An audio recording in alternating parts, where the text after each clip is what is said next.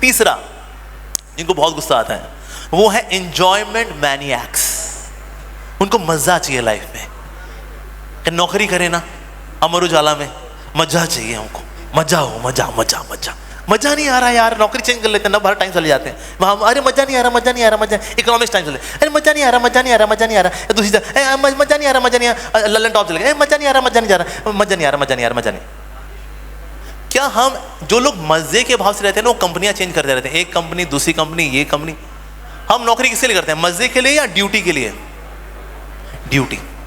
There are few things that are meant to be done out of duty. हर चीज में मजा नहीं देखना होता। शादी करेंगे ना मजा करेंगे, सर ड्यूटी है, आपको कमाना पड़ेगा, बच्चे पालने पड़ेंगे, घर संभालना पड़ेगा, ये हमारी ड्यूटी है। तो इसलिए जो लोग मजा चाहते हैं, मजा हो लाइफ, सिर्फ मजा मजा, लाइफ बन जाती सजा। सब कुछ मजे के लिए नहीं होता, कुछ चीजें ड्यूटी के तौर पे करनी चाहिए। यस, हर चीज मजे के लिए नहीं होती। तो लोग जो मजा ढूंढ रहे होते हैं, then they are frustrated, they become angry, मेरी लाइफ क्या है, दिस ऑल बेकार, गुस्सा। सो 3 तरह की वैरायटी है जिनको गुस्सा आता है। पहला, कंट्रोल फ्रीक्स, जिनको नियंत्रण करने का पागलपन है। दूसरा, परफेक्शनिस्ट, जिनको सब कुछ चाहिए 10/10। तीसरा, एंजॉयमेंट मैनिएक्स, जो सिर्फ मजा मजा मजा मजा मजा देखते हैं। हमारी माएँ गरम गरम किचन के अंदर रोटियां बनाती हैं, किसके लिए? ड्यूटी है, और ड्यूटी के साथ प्यार भी है। वो कहे भाई इतनी गर्मी में मैं नहीं, अपनी रोटियां खुद बेलो, फिर हो गया काम। सो इसीलिए there are few things that are meant to be done out of duty, उसे मजा नहीं देखना होता, we have to do it। आप चाहे कहीं पे काम करें या आपका परिवार हो, wherever you are, sometimes it's just duty। So those who are dutiful, they become beautiful।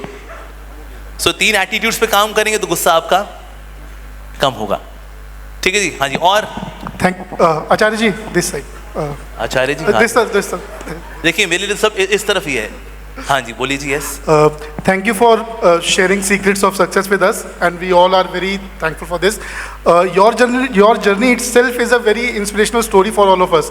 I mean, you started from Delhi College of Engineering and then you ended up in spirituality। So what drove you from a settled life to spirituality?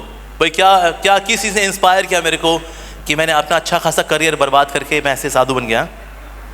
Right, मेरा किसी ने दिल तोड़ा था, बस क्या कहूँ, सच्चे प्यार की तलाश में जब दिल टूटा तो मैंने कहा बस बस बस, ये दुनिया ये महफिल मेरे काम की नहीं, बना दो मेरे को साधु, बना दो, मेरा गंजा कर दो।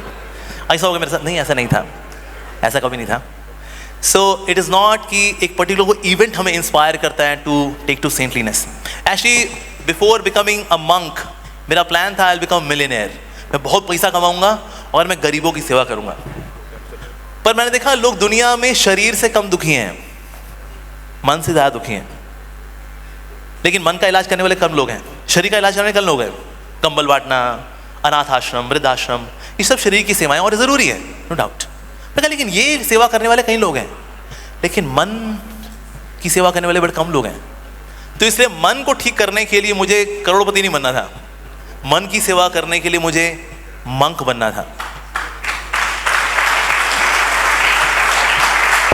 इसीलिए फिर हम धीरे धीरे करके, नहीं तो आज मैं भी कोडिंग कर रहा होता है, खैर कोडिंग तो नहीं, when I retired I was project manager.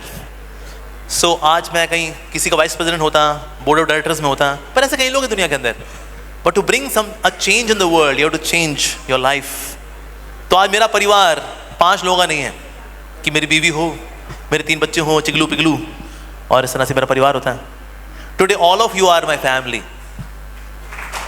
Right? Now you are my brother, I got so many sisters, so such a nice family, now whole world is my family। कुछ लोगों को लगता है साधु लोग जो होते हैं ना उनको एम्बिशन नहीं होता, सबसे एम्बिशियस लोग होते हैं साधु। उसका 5 लोगों के परिवार में संतुष्टि नहीं है, उसको कहते मुझको दुनिया चाहिए परिवार के रूप में। So most ambitious people are sadhus, specially Hare Krishna sadhus. Yes, हाँ जी, ओके, अगला सवाल। हाँ जी सर प्लीज। महाराज जी, अमोघ लीला प्रभु जी, मैं आपका बार बार अभिनंदन और वंदन करता हूँ जी। मैं आपके टाइम मैनेजमेंट की जो थ्योरी है उससे प्रभावित हुआ हूँ। धन्यवाद जी। मैं थोड़ा इस विषय में संवाद के क्रम को बढ़ाना चाहता हूँ जी। कि महाभारत कालीन में जब हम मंत्रों की ऊर्जा से प्रकृति को प्रभावित करते थे, Yes. तो वहाँ पे व्यक्ति ऊर्जा के प्रवाहन के कारण टाइम मैनेजमेंट के अनुकूल खड़ा हो जाता था। आपके स्वाध्याय से ऐसा लग रहा है कि आप भी व्यक्तित्व और वातावरण को प्रभावित करने में उस शब्दों के अनुप्रयास के अनुकूल अपने आप को परिवर्तित करने में सक्षम हुए हैं। क्या आपके जीवन काल में कोई ऐसा वातावरण संवाद या कोई ऐसा शब्दों का क्रम प्रस्तुत रहा हो जिसमें आपने महसूस किया हो कि आप भी टाइम मैनेजमेंट के अनुकूल अपने आप को मंत्रों की ऊर्जा शक्ति के नजदीक है? ओके, मैंने ऐसा कुछ किया हो जिससे कि मैं टाइम मैनेजमेंट कर पाता हूँ? ऐसा नहीं, मैं कभी टाइम वेस्ट नहीं होता मेरा। ऐसा नहीं है कि मैं कहीं से उतरा हूँ या अमोघ लीला जी तो कहीं से उतरे हैं। ये मनुष्य नहीं है, ये तो पुरुष ही नहीं है, ये तो महापुरुष है, महापुरुष। ऐसा मेरे साथ नहीं, ऐसा नहीं है। मैं भी आपके जैसा ही हूँ। और मेरे ऐसा नहीं मेरी लाइफ में कभी मैं टाइम मेरे से ख़राब नहीं हुआ हो या मैं किसी से बात करता रहेगा तो टाइम ज़्यादा बीत गया, ऐसा नहीं हुआ मेरे साथ। ऐसा होता है, ऐसा होता है, लेकिन ऐसा कम इसलिए होता है, reason being we have very good morning sadhana. चाहे कोई व्यक्ति गृहस्थ हो या ब्रह्मचारी हो, हमें ना मॉर्निंग में स्पिरिचुअल प्रैक्टिसेस लेकर के आनी चाहिए। उससे ना एक ठहराव आता है। जैसे हम लोग सुबह सुबह भगवान का नाम लेते हैं, थोड़ा गीता भागवत पढ़ते हैं, एक कॉन्टम्पलेट करते हैं, प्रेयर्स ऑफर करते हैं, तो एक जो ठहराव के साथ आप जब लाइफ की शुरुआत करते हैं, हो सकता टाइम वेस्ट फिर भी हो, लेकिन अब उसकी परसेंटेज बहुत कम हो जाती है। चाहे कोई भी व्यक्ति हो, उसको सुबह सुबह कुछ स्पिरिचुअल प्रैक्टिसेस जैसे भगवान का नाम लेना लेके आना चाहिए। ऐसे हम सुबह 7 बजे उठे, चाय का है, चाय लाओ, चाय लाओ, मारी गोल्ड बिस्किट, टाइगर बिस्किट, बम हो गया, चलो ड्राई क्लीन होके ऑफिस चले। नहीं, रात को टाइम से सोना है, सुबह टाइम से उठना है और कुछ concentrated, exclusive, focused spiritual practices लेकर के आनी है। And then you come down to your world.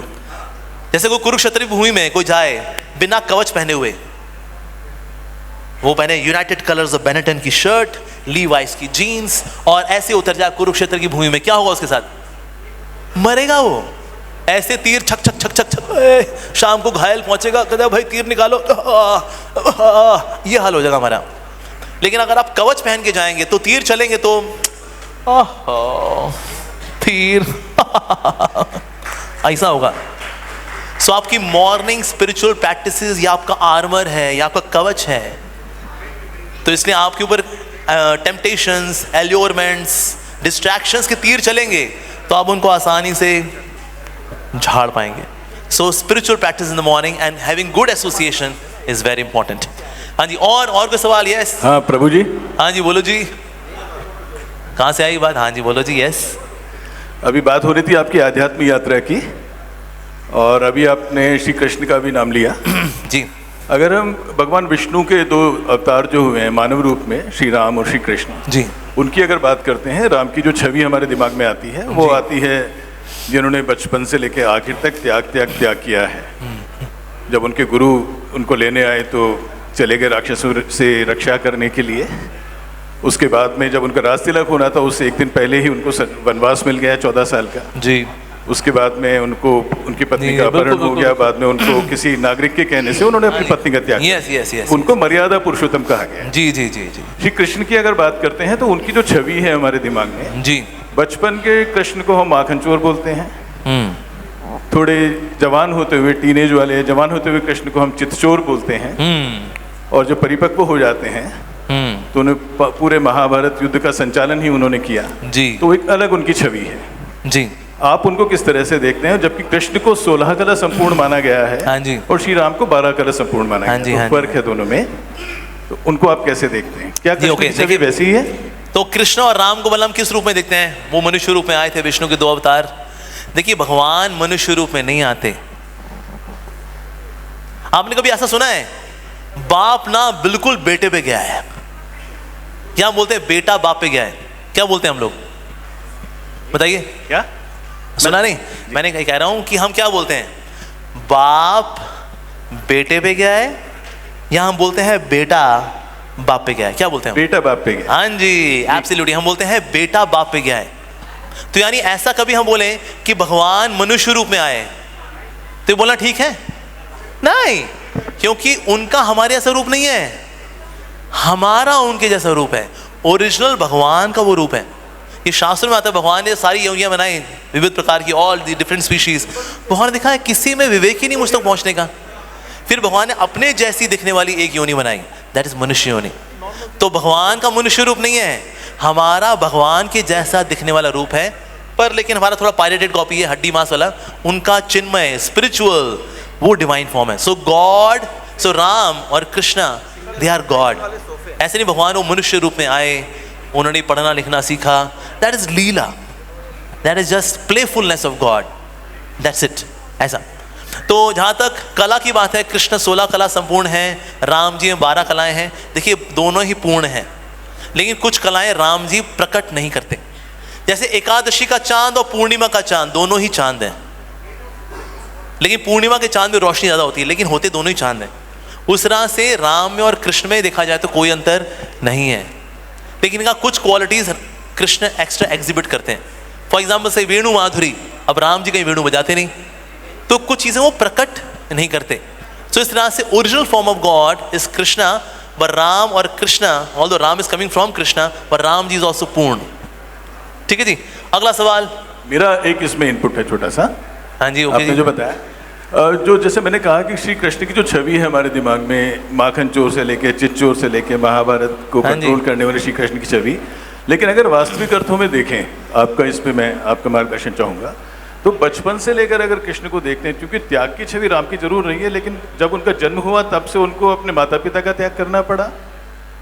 उसके बाद में जब वो बचपन में खेलकूद का समय था, 9 साल की उम्र में मथुरा चले गए। भगवान त्याग नहीं करते, भगवान सिर्फ और सिर्फ लीला करते हैं। जैसे मैं डीसी से एक और डिवोटी भी हैं, उन्होंने लिखी है नैतिक शिक्षा, ग्राफिकल कॉमिक्स फॉर्म में लिखी है, फ्रॉम स्टैंडर्ड 1 टिल स्टैंडर्ड 8। आप इसको ले सकते हैं। आज करीब 3 लाख से 4 लाख कॉपीज इसकी स्कूलों में जाती हैं, तो आप संपर्क कर सकते हैं हमसे। We will give you those books for the children. मेरी तो एक ही प्रार्थना आपसे है सब, कि जो जैसा आपको ज्ञान है साथ में, जी। अगर हमारे शिक्षा में इसको हम इंक्लूड कर लें साथ में से, और बहुत सारे लेसन्स के बीच में से डिफरेंट सब्जेक्ट में आ जाएगा, तो आई थिंक हमारे भारतवर्ष का जो है बहुत अधिक, जो जिस वजह से ये संवाद हो रहा है, उसका एक लाभ हम सब बच्चों को भी मिल पाएगा। धन्यवाद। मेरा सौभाग्य होगा मैं कुछ कंट्रीब्यूट कर सकूं। Thank you very very much. ठीक है, आई थिंक मेरे को चलना पड़ेगा क्योंकि होस्ट आ चुकी हैं मेरे को बताने के लिए, प्रभु जी आपका टाइम ओवर हो चुका है, राइट। और इसी के साथ एक बहुत ही उज्जवल मार्गदर्शन हुआ है हम सभी का। एक बार आपकी जोरदार तालियों के Thank साथ you. वो हरे सम्मान देंगे कृष्णा। हम श्री अमोघ लीलादास प्रभु जी को। प्रभु जी, आपका 1 मिनट का हम समय लेंगे आपका आभार व्यक्त करने के लिए। मैं मंच पर आमंत्रित करना चाहूँगी श्री अशोक शर्मा जी को अमर उजाला से, कि वे मंच पर पधारें और आदरणीय श्री अमोघ लीलादास प्रभु जी का आभार व्यक्त करें हम सभी की ओर से।